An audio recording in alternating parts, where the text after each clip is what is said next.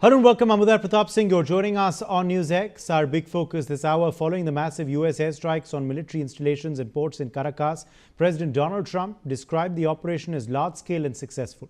He also announced that President Nicolás Maduro and his wife Cilia Flores have been captured. In the run-up to the high-octane developments, let's see what Maduro was doing earlier. On the evening of the 1st of January 2026, Venezuelan state media, VTV, aired a one-hour interview with Spanish journalist Ignacio Ramonet. During the interview, he was asked directly about an alleged US strike on a Venezuelan narcotics facility, an attack President Trump had already claimed responsibility for. Maduro dodged the question, refusing to confirm or deny the explosion, and simply said it was something they could talk about in a few days. On the afternoon of January 2nd, 2026, Maduro made his final public appearance at the Miraflores Palace. He was hosting Q Caokoi, the special envoy for Chinese President Xi Jinping. This meeting wrapped up just 9 to 10 hours before the first US bombs hit the La Carlota airfield early the next morning. When the first explosions hit Caracas at 1:50 a.m. on the 3rd of January, the Maduro government made one last attempt to hold on to power. By 3:50 a.m. local time, the state media released a signed declaration from Maduro. It officially activated the National Defense Plan and declared a state of external disturbance, a legal move that gave him emergency powers to mobilize the military and suspend civil rights. The question that later prompted was, where is Nicolás Maduro currently? U.S. Attorney General Pamela Bondi has now issued a statement giving some clarity after this capture. She said that Nicolás Maduro and his wife, Cilia Flores, have been indicted in the Southern District of New York.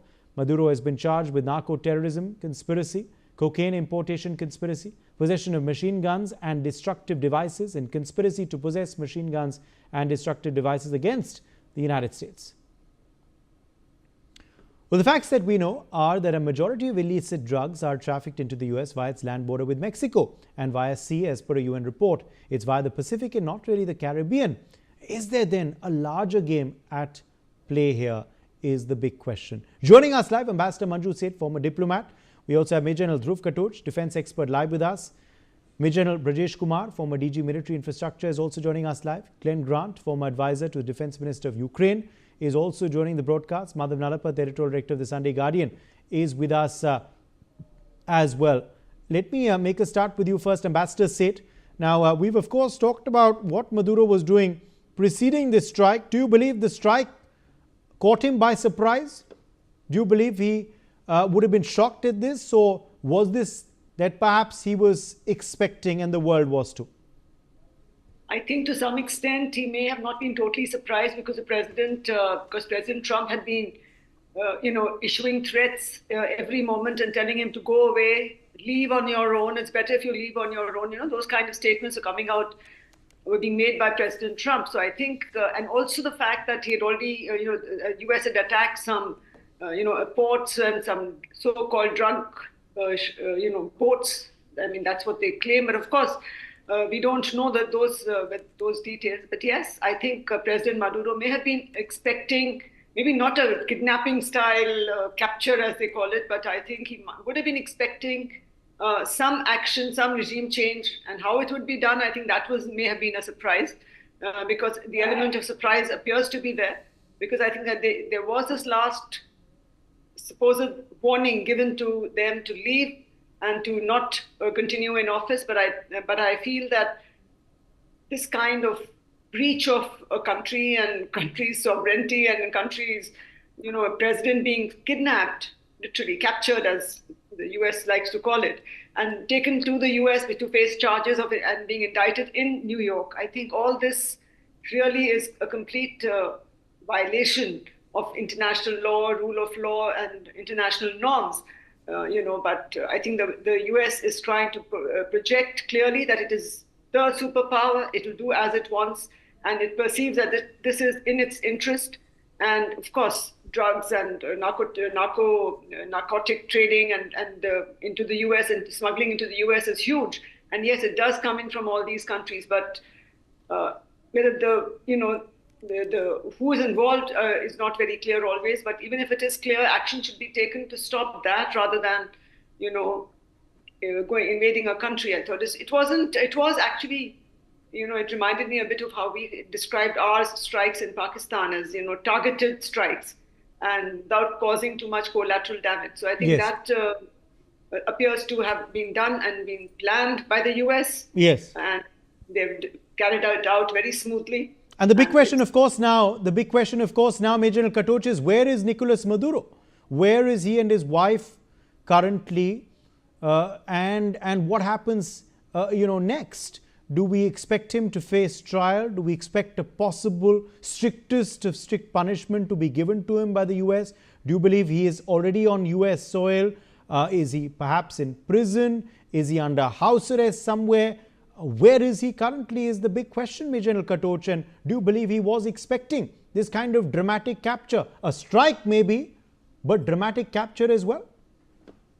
Thank you, Uday. Uday, first I want to deal with this question of the capture. You know, Venezuela is a reasonably powerful military power. The Russians have provided them a lot of weapons, about $200 billion worth over the years. So they were quite in a position to protect themselves. But most importantly, when it comes to the president, that is a point defense. And there was absolutely no reason for that defense not to have been provided. So the question is, why was it not provided? And the way I look at it is, my simple military assessment is that the people who were there to protect him had sold him out. They were either coerced or bought out. Otherwise, a collapse of this nature cannot take place. Certainly not in a point defense. It is inconceivable because had they fought, there would have been a very large number of casualties on the American side, and they would not have been able to take the president, despite the fact that they could have caused a great deal of damage. That is one. Number two, where is he? President Trump is coming up on the air within a few minutes from now. Either Maduro is already en route to the United States, or he has landed there. That's the way it is. But the question is, he is under American custody.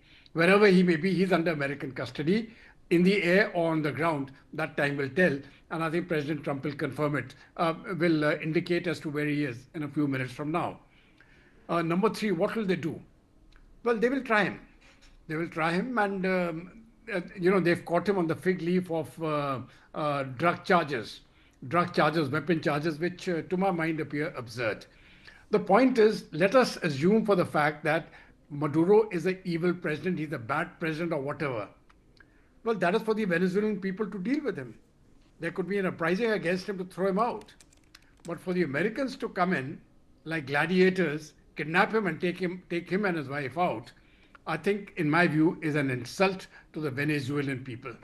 It is, regardless of what people may think about Maduro as an individual, this sort of operation, in my view, is unacceptable. And I think while the Americans have won this round immediately, and they will get hold of Venezuela's oil reserves, which will be in the trillions of dollars, they will get hold of their rare earth minerals and all that. Yes. That is a given. They will also coerce other Latin American countries to follow American bidding. That's also a given. But in the long term, by long term, let me say within a decade or two, it'll impact very adversely on the Americans. In my view, this is the beginning of the end of American exceptionalism.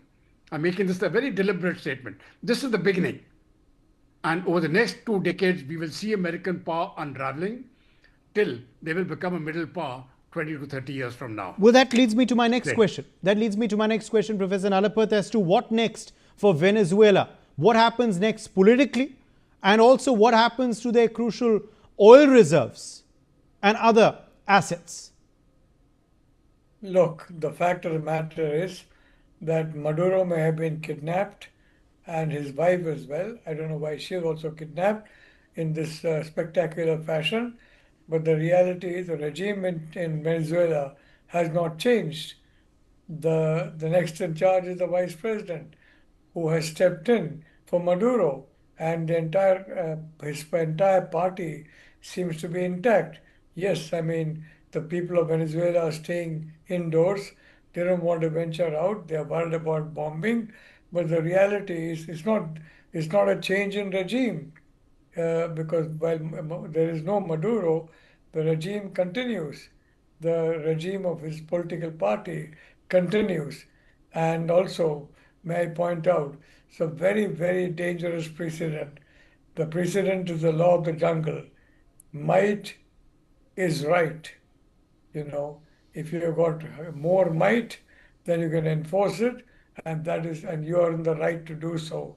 Now, were other countries to follow that precedent, for example, China in the case of Taiwan, I think there would be a very, very serious consequences on on international stability. In my personal view, the he could have done a different thing. He could have basically encouraged street riots in Maduro, in Caracas, because it's very clear this is a CIA operation. It's not really a military operation, and the CIA would have bought over the bodyguards of President Nicolás Maduro, and I think that would be how they spirited him away. And it may not be surprising if they are spirited away until the airport to by the security guards of Maduro, who had been, if I may say so, not coerced but bribed by what the United States would be relatively small sums of money, but it would be large from the point of view of Venezuela. The reality is, it's an extremely dangerous precedent that President Trump has set, and a president he will come to regret. And the second point is, other countries in South America are in shock. I do not believe any of them can condone or support this kind of operation. I would not call regime change, as I said, it's a leadership change. And of course, leadership change makes no impact on the regime. So the reality of the situation is that what Trump has gained is very little, and I think he has lost considerable amount of influence in the South American continent. And I think most of the countries in South America will be very unhappy with this, and they will express themselves at the UN Security Council, where an urgent meeting has been called by the Russian ambassador to the UN. And in that meeting, I'm very sure they will voice their concerns over this complete, if I may say so, flinging away into a wastebasket of international law. And going back to the law of the jungle, I think President Trump has started something but it will not be ended at his choosing. It will continue. And I think what you are saying about resistance, there will be resistance. If tomorrow he decides to send US soldiers to Venezuela, there are going to be casualties, heavy casualties. And even now, there would be casualties once the Venezuelan military regains Yes. its spirits and then brings down some American helicopters and low-flying aircraft, both of which are very vulnerable to ground attack. Thank you, Uday. All right, let me, in fact, get in Glenn Grant in at this point as well. Glenn Grant, now, has Ukraine reacted at all to this, this strike? What are the reports you are getting? And also, Glenn, how do you perceive this strike? What happens next, of course, in Venezuela post Maduro's capture, and of course resettlement abroad, perhaps in the US. The US has said he will be facing the law there. He and his wife indicted already on several serious charges. And how also Europeans have been reacting to this as well, because I'm sure you've been seeing the reactions. They are the allies of the US. What do you make of their cautious and guarded reactions? You've asked a lot of questions there. Yes. It's really, really complex. I mean, first of all, I think that the majority, from what I see, of Ukrainians are pretty much in shock, because they know that what Trump has done has just driven a coach and horses through international law and effectively supported Russia in Russian attack of Ukraine. And the Europeans are saying exactly the same thing. But this is primarily I'm going to say at the society level is speaking. There's been much less coming out of politicians for the moment. I think most of them are trying to work out what it really means in the long term for them. Because What Trump has done is created chaos, and that chaos is dangerous for everybody.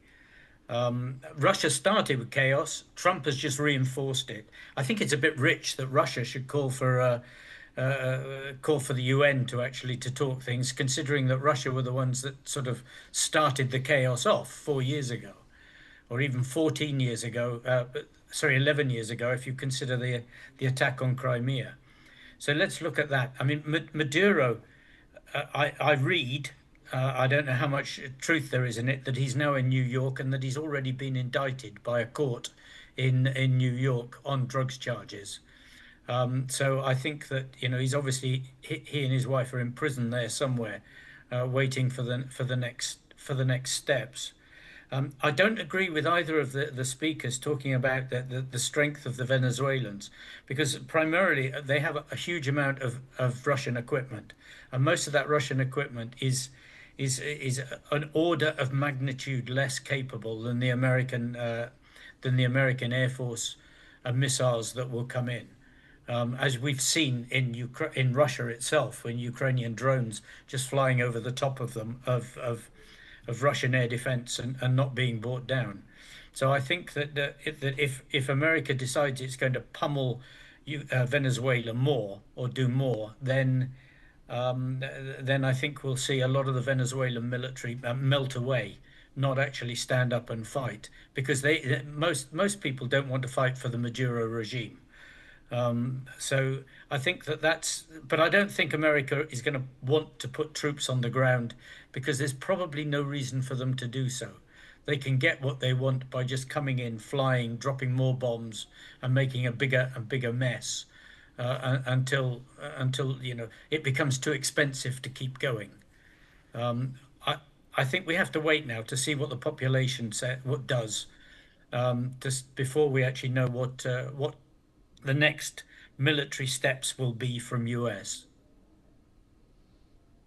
Okay, let me in fact get you in here, Major General Brajesh Kumar, on of course Nicaragua, and of course Venezuela and Colombia next door. So these places were open to or communist in nature, it fully or partly, and they're part of that world which empathize with Russia, and Russia as well has interest over here. The point is, what happens next is a big question at this point of time. Too early to say specifically, because we still do not know how popular or unpopular Maduro was. Of course, what we hear is that he had captured power through dubious means, and he was a tyrant, etc., etc. But people realigned themselves. What actually happened, we see, is a new world order, or the big power rivalry taking place here. Because we have the Russians and the Chinese and the Iranians backing in this area, and American presence was so strong. So therefore, something new will happen. And what will happen immediately or in a time frame, difficult to project per se. But one thing is, another aspect is the role of old order, UN, organizations like UN. We in India have been talking about its change. It doesn't serve the purpose. Imagine, the UN Security Council has Britain, which can barely ginger up 60,000 of troops in the entire nationhood, and they ride piggyback over the Americans. And here, India, huge power, economic and military. We are nowhere there. So therefore, probably the time has come to reorder will happen in the international order, but it will take a little time. And the Americans' behavior, they have probably not learned. They have been doing all that, whether it was Libya or Iraq or Afghanistan, even Syria, and they're still doing it. Yes, the NSS, the doctrine does talk about my area, my hemisphere. So the Americans concentrating on the Americas. That part, they made it pretty open. So that is one. If that part is pretty open, then what stops China? That's the next question. Probably Mr. Nalpat had raised that way. So we are probably seeing a reorder of the world, where things will be new, and it will take a little time before it's set, or before we find an equilibrium. Europe, NATO, intelligence guy either bribing or condign action. But even then, it was a brilliant operation. Though the Americans were present for a long period of time with their Gerald Ford aircraft carrier and frigates and a whole lot of marines and aircraft. But this was a brilliant operation from a military perspective, that to pick up a head of state early morning or later midnight without a problem. So I see that we are into a flux. Something new will happen, and we got to be prepared for it. And we actually also want a change, being India, being its economic might, growing economic might, and growing power in a military sense. So let's might and growing power in a military sense. So let's see what happens with that. Yes, well, we of course are waiting for that press conference in which we will get more details from the White House. What can we expect from this big White House briefing? We've already seen a post on Truth Social, Ambassador said, by United States President Donald Trump. What can we expect in this White House briefing? I think based on what he has put on X, what President Trump has put on X, I think we can expect him to, further confirm, the operation that took place. He even called it a TV show, and this precision, with the precision and absolute accuracy that it was done. Definitely, I think, as other speakers have also said, other peoples were complicit. His bodyguards and the vice president taking over immediately, and jail, or what would be done. I think probably that's what he will also be talking about, and also talking about the way this whole operation was carried out and how the U.S. is absolutely, he will try and justify, I believe, this action of the U.S., which has sent shockwaves around the world. But I think in Venezuela there seems to be a kind of shock, because from what all reports are mentioning, that they are not, the people in general are wondering what has happened, what will happen next. Will there be an all-out war? But I agree with the other speakers that I don't think there will be another war or any further escalation in this, except that if the current government of who are there, if they cooperate with the US, then I think they will continue in power. If they don't, then we'll see what happens next with that. Do you believe that a political overturn is in store, Major General Katoch? Is that now inevitable? Or could the current dispensation still continue without Maduro if they do toe the US's line? Right now, of course, they've been calling this an act of aggression, terrorism even. The Interior Minister's statement also, I think the Vice President has asked for proof of life of Maduro. What is going to happen politically in Venezuela is the big question. No, in my view, I think for a month or so it will continue the way it is, but then elections are going to be held. There will be a fresh round of elections and a new government will be formed. I understand Professor Madan Lalpa's point that the regime has not changed. But that change will take place, and I think it will take place through an electoral process. And I have a feeling that that is going to be announced very, very shortly. And within a month, a fresh round of elections will come up. The present regime can still hold on.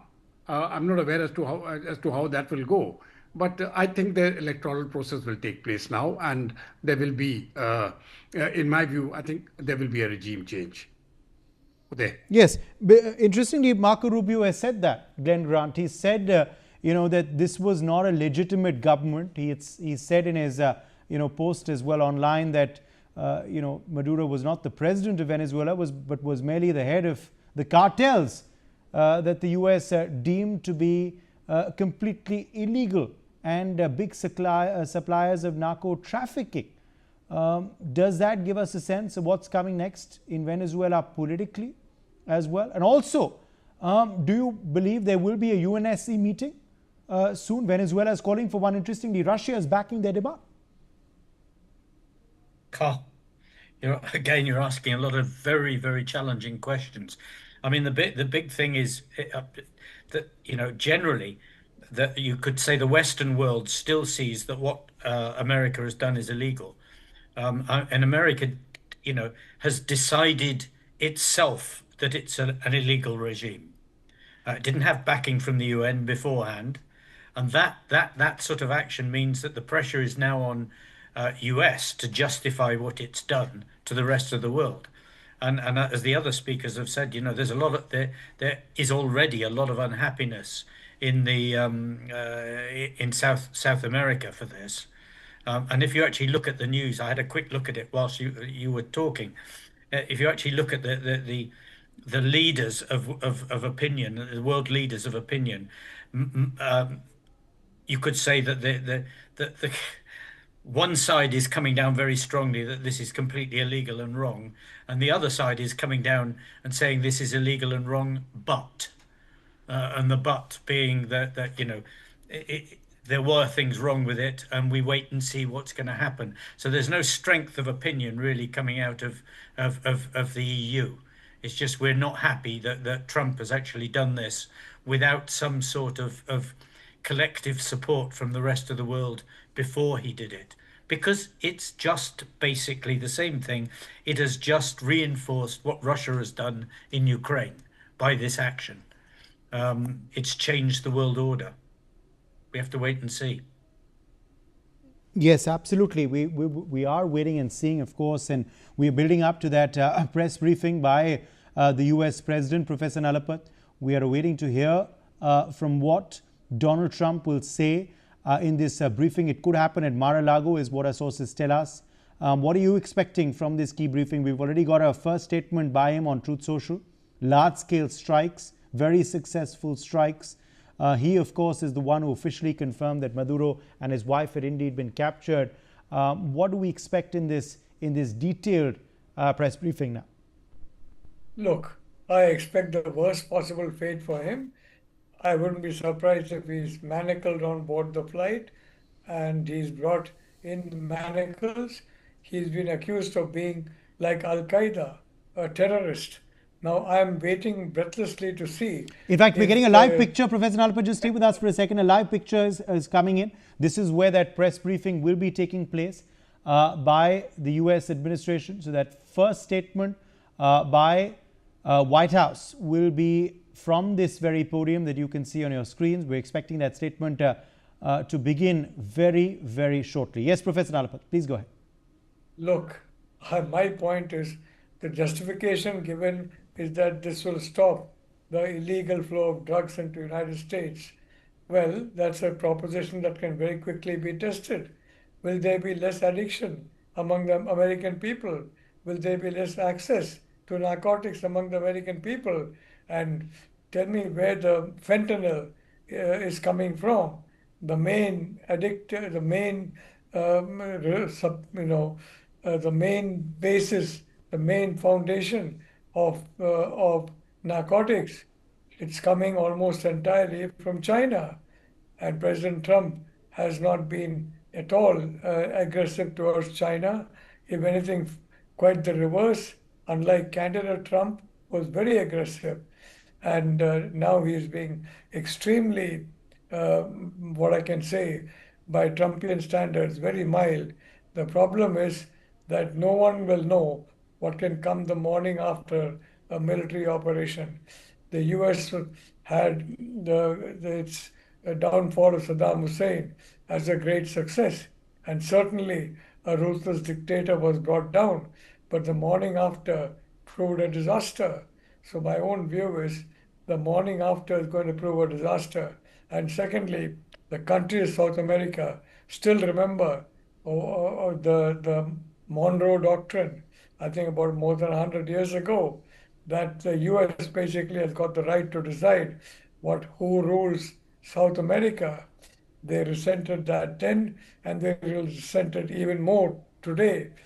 Once they collect their collective minds together, they're going to make their voice heard in the UN General Assembly.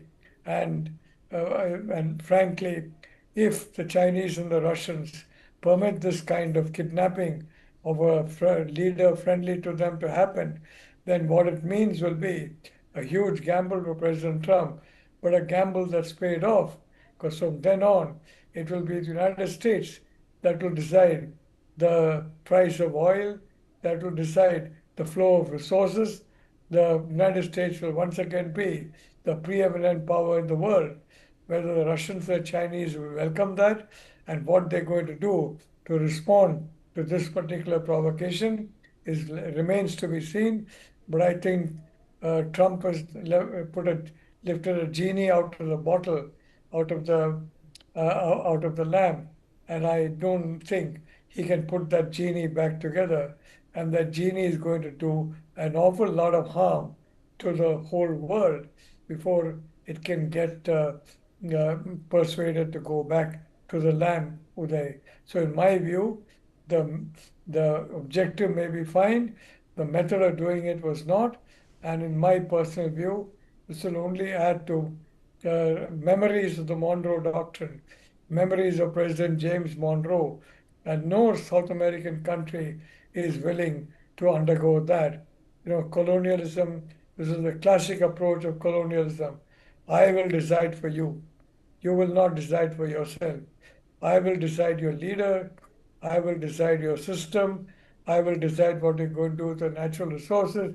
And certainly the US is now going to probably get a lot more access to Venezuelan oil and rare earths, among many other minerals that are present in a profusion in Venezuela.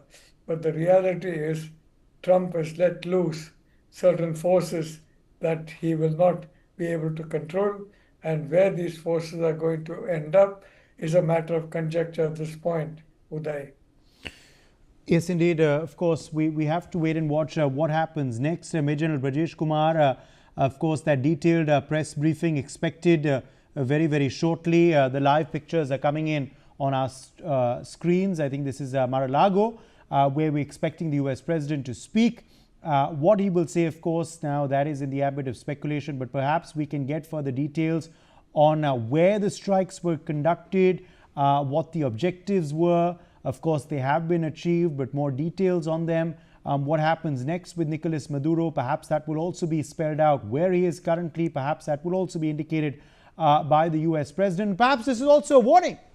This is also a warning to other countries as well. I was speaking, of course, about Colombia and Mexico, which have been targeted by Trump over drug trafficking earlier, but also Iran. We saw a statement by President Trump, very, very recently, where he said the US is locked and loaded, ready if Iran uses violence against legitimate protesters.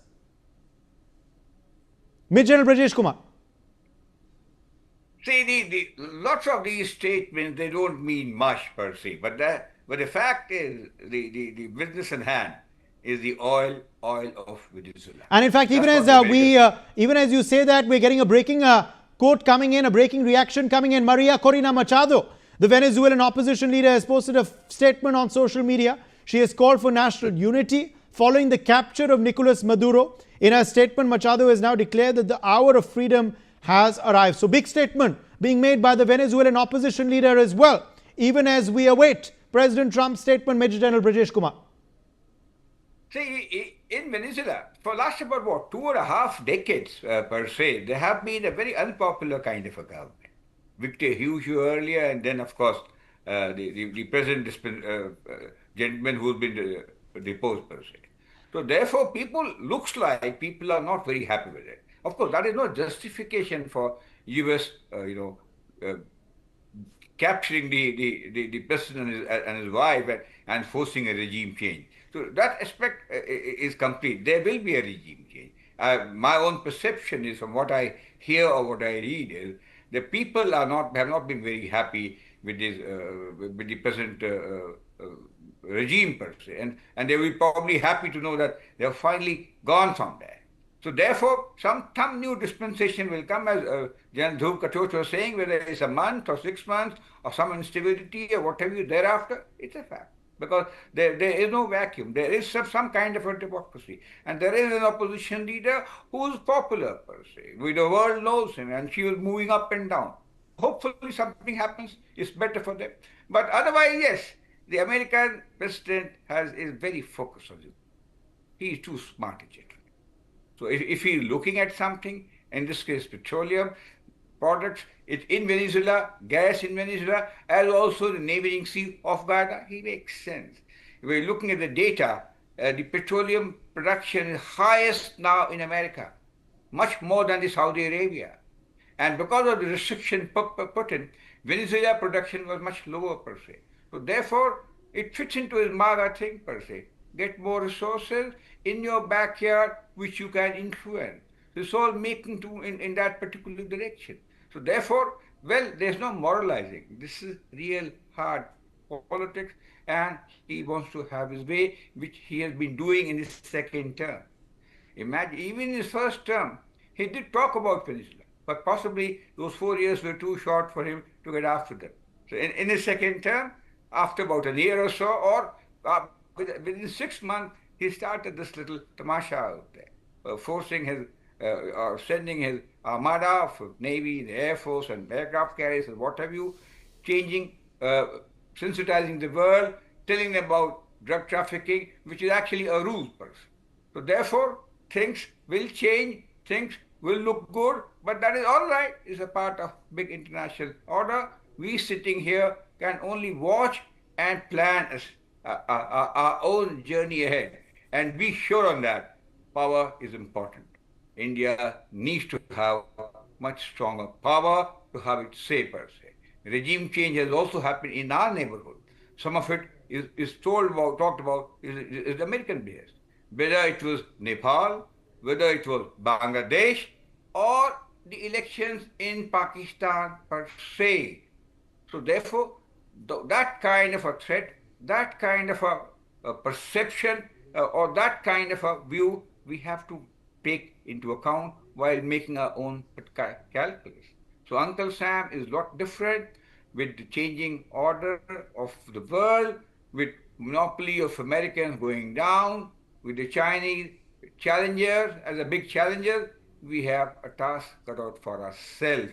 And these little pinpricks or these little incidents globally probably tell us what we need to do, or more importantly, strengthen us in our resolve to focus on our goals in a manner which benefits us.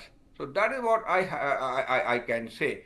With regards to this episode, something will follow. Too early, it's in the realms of speculation. Let's see what Mr. Trump says. Let's see what the opposition leader in Venezuela, when she comes back, what kind of a reception does she get, what kind of a polity is there, and what is the kind of environment we find in the Americas per se. What do you make of Machado's statement, Glenn Grant? The Venezuelan opposition leader, she's the one who, of course, won the Nobel Peace Prize last year. She's come out and said, the moment of freedom has arrived, the hour of freedom has arrived. She's urged national unity currently, but then going ahead and saying that. Well, I mean, that is exactly what I would expect her to say. So I haven't had confirmation myself, but I believe that she was actually in Russia. So that'd be interesting if she was there.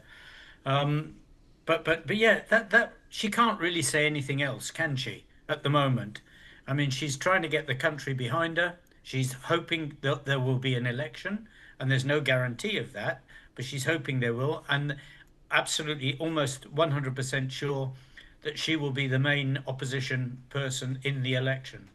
And then we just have to wait and see what happens. She hasn't got much else she can say, really. Okay, but do we see this as a sign of what is to come, Major General Katoch, in Venezuela?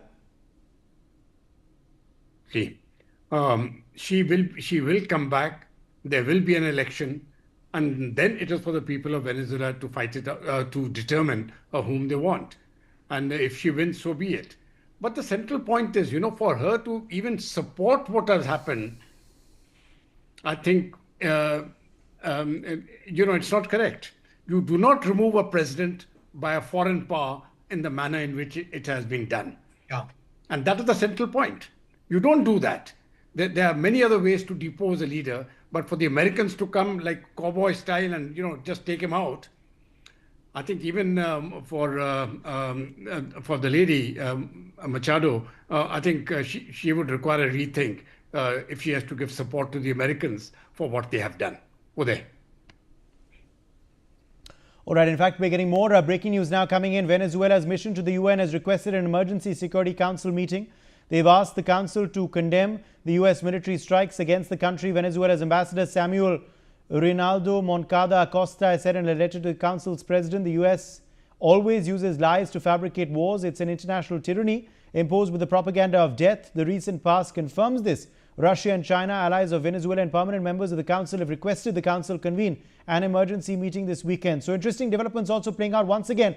A reiteration of Venezuela's request to convene that UNSC meeting, ambassador said. Now the official ambassador appointed by Venezuela to the UN has also requested this in writing. We believe Russia and China are backing this demand too.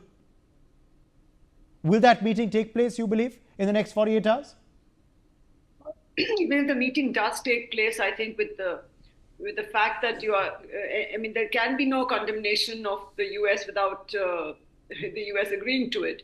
So I think the council meeting will be there, but if at all it does take place, and unless the US is able to stymie it, it might take place. But I think this condemnation or resolution, I don't think will be allowed to come up, and it'll be vetoed. I think at the first available opportunity. And I believe that the UN has really lost its influence, its relevance in a lot of ways, especially whenever the P5 are involved.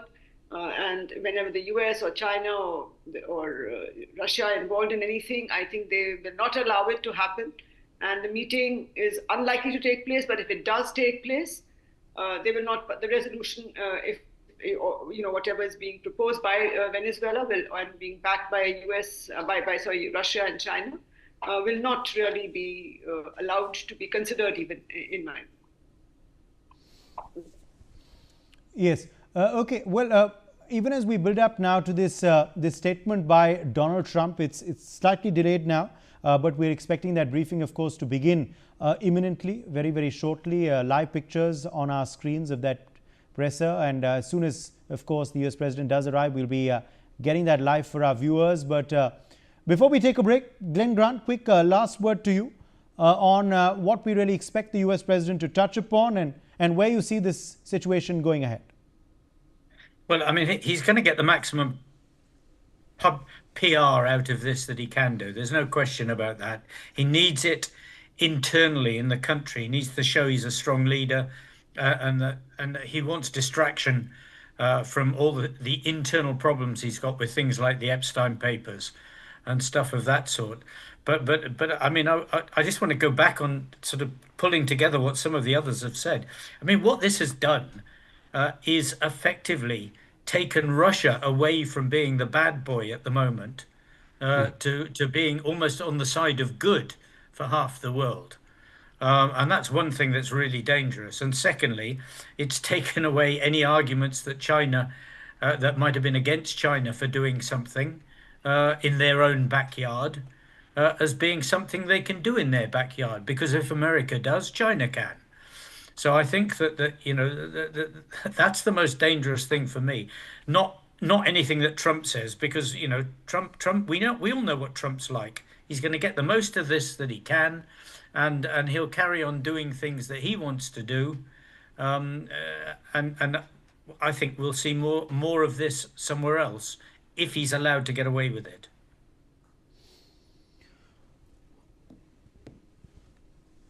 All right. And also, of course, now the big question, of course, as to what is going to be this trial against Maduro looking like. I think they've already been indicted. So legally, what happens next to Maduro? Ambassador Manju said. They could, the indictment has been done already. It looks like it's been a one-sided indictment and a one-sided, trial of President Maduro from all accounts. And even in 2020, they had already indicted him. Now they've also indicted him and his wife on these charges. And I think the likelihood of them being put behind bars is very high, because it doesn't appear as if they will be allowed to represent their point of view or their have a defense system. It doesn't. I'm not sure how it's working out, because the Department of Justice in America has already issued a statement saying that the Attorney General has issued a statement saying that they've been indicted. So if they've already been indicted, then I don't know how it's a done deal. So they will probably just put them into jail and read out the charges to them and say, you've done this, these are your charges, and put them behind bars. And like they've done, I think, in another previous case as well. I think it was the Cuban, I think Cuban president or Brazilian president some many years ago. They'd already done that with another president and put him behind bars on similar charges. And so I think they can do it and get away with it. And unfortunately, yes, we're getting more breaking news, in fact, coming in now. Spokesperson for the UN Secretary General has stated that the UN is deeply alarmed by the recent escalation in Venezuela, culminating with today's United States military action in the country, which has potential worrying implications for the region. Independent of the situation in Venezuela, these developments constitute a dangerous precedent. The Secretary General continues to emphasize the importance of full respect by all of international law, including the UN Charter. He is deeply concerned that the rules of international law have not been respected. The Secretary General calls on all actors in Venezuela to engage in inclusive dialogue in full respect of human rights and the rule of law. So the spokesperson for the United States Secretary General also now putting out a statement. The first statement, Major General Brajesh Kumar, what do you make of this? What he is saying is what any toothless tiger will say. It has no meaning. It has no relevance. We all know it. The whole world knows it, per se. Yes, condemnation, a thing like this, is good because, the commonsensical approach or the common good is what we all appreciate. But what comes out of it is nothing. More importantly, how do you indict a person who is not your citizen? Under what rules? What laws? See, there are very, very settled issues in the world per se. You have systems, you have organizations. Now, in this particular case, a big bully, a big dada is trying to do things up. He was doing it, as a matter of fact, for the last about 6, 7, 8 months per se. Now the day has come, it has happened. He actually was able to pick the ruler and his spouse out and put them in, and flew them to US. But trying to put them on charge, under what law, all that is open to sort of scrutiny, open to question. In my simple understanding, how can you put somebody on a charge in your own country without a legal framework? What legal, does the US have a legal framework to charge the Venezuelan president, or for that matter, any other country? I don't think it is. Yes, there have been instances in the past where these may have been done, as the ambassador was pointing out, in odd cases. But it doesn't make any sense, per se. So what will happen is nothing. We'll continue with it, and the dadas will get away. Now, dadas of all right, these are the first pictures emerging. So Donald Trump, ahead of that press briefing, has in fact put out another post on his social media platform, and the first picture of captured Venezuelan President Nicolás Maduro has been put out by President Trump. Donald Trump has put out a photo of Nicolás Maduro, and he is blindfolded and in handcuffs in that photograph. He's also confirmed that he's reached the United States now. So big developments coming in this hour. Ahead of that press briefing by the White House, Donald Trump has released the first picture of the captured Venezuelan President Nicolás Maduro, and he is indeed, Major General Katoch, handcuffed and blindfolded, being treated, of course, like a complete criminal, as the US holds him out to be. And he's been brought to the US, is what the US President has now confirmed. Well, now the pics, both the pictures and President Trump's statement confirms it. I can only say that what has happened is, in my personal opinion, I think it's a shame. This is not the way we treat people. This is not the way a former head of state. You just pick him up from his house with his wife and take him in. I think this is not the way things are done. It is going to have, while America, as I have stated initially, has won this round, They've carried out a brilliant military operation. They've got him in. The Venezuelan forces didn't fight back. Okay. But I think in the long term, it is not going to pay them any dividends. This is going to be America's black hour. When we look at this particular event a decade from now, this is what will be seen, how not to do things. And I think American power will decline from henceforth. Ambassador Seth, ahead of that briefing, ahead of that presser, Donald Trump, the United States President, putting out 2 posts on his social media. In one post, okay, I think we've lost Ambassador Seth there, but I will quickly bring you back in here, Glenn Grant. Glenn, in 2 posts that he's just put out on his social media account ahead of that press briefing by him. In one, I think it's an amateur video that he shared of the strike actually taking place, and plumes of smoke. Of course, the sky lit up there as those strikes, of course, were conducted by the US military in Venezuela. He shared a video of that, an amateur video of that. I think someone on ground in Venezuela has shot that. The US president has shared that. And he's shared another post where he captioned it by saying Nicolás Maduro on board the USS Iwo Jima.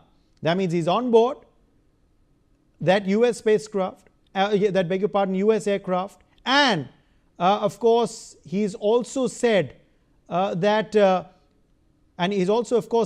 he's been captured. And in that photograph, we can clearly see, of course, Maduro is blindfolded. That means, of course, he's being treated as a criminal. I think he's handcuffed as well. He does have water in his hand. I think a bottle of water is in his hand, but he's being treated as, of course, a criminal, not as a head of state. Remember, he's still the Venezuelan president as we speak, but he's blindfolded, handcuffed, and on board USS Iwo Jima is what the US president has confirmed. Glenn.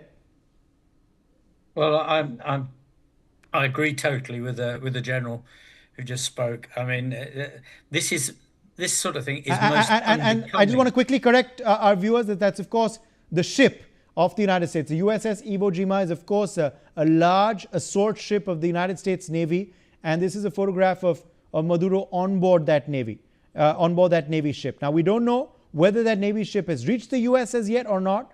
But obviously, he's in their captivity. This photograph proves what Donald Trump said earlier. Yes, Glenn, go ahead.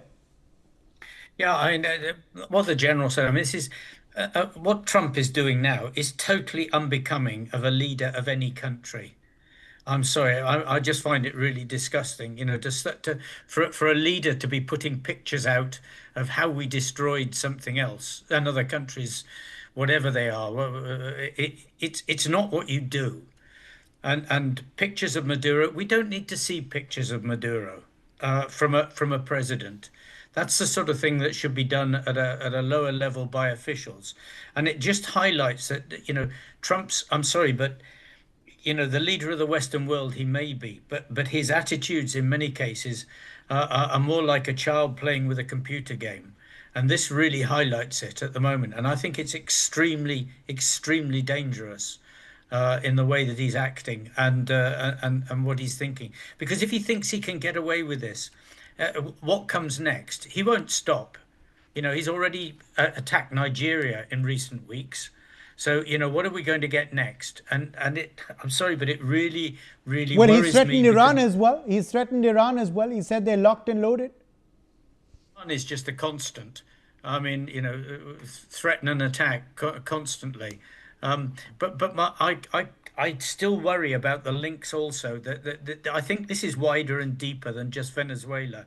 And I worry about Russia, China, and also, you know, linkage perhaps even with Israel, that we might be seeing something that's a bit more complex than just a simple attack by America on Venezuela. Because I just have this feeling that what people are after at the moment is chaos. In other words, the senior leaders of these countries are after chaos, where in the past we wanted stability, and we still really need stability in many degrees. And that chaos, you know, when you let the genie out of the bottle, then you don't know what's going to come next.